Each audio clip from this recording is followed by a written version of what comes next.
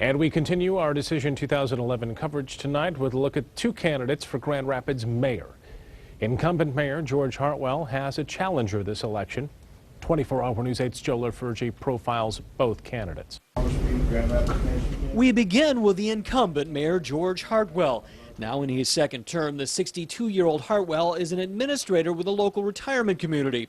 Heartwell has served through some difficult years as mayor, with deficit budgets and programs and people cuts the rule, not the exception. But he says efforts to create a more sustainable city government are taking hold. And for the first time in years, Heartwell says if reelected, the budget will not be the #1 issue on his agenda. Today, I can look at challenges like how do we rebuild our manufacturing sector? What role does government have in rebuilding manufacturing? Michael-Paul Gionfriddo is challenging Heartwell. The 29-year-old assembler has no political experience. Gionfriddo's concerns are a bit different than the usual budget, economy, and standard of life issues addressed by most politicians.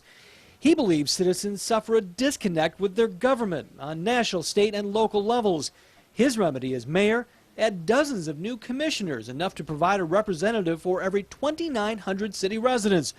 Gionfriddo wants the city representation to mirror that of the much smaller populated suburbs. Because they have a lot more of an organic grassroots politic there, I think that, and also they seem to be a bit more conservative. I think that, you know, just if you really allow the diversity and the breadth and depth of Grand Rapids to express itself politically, you know, you're going to increase the chances for political cooperativism quite a bit.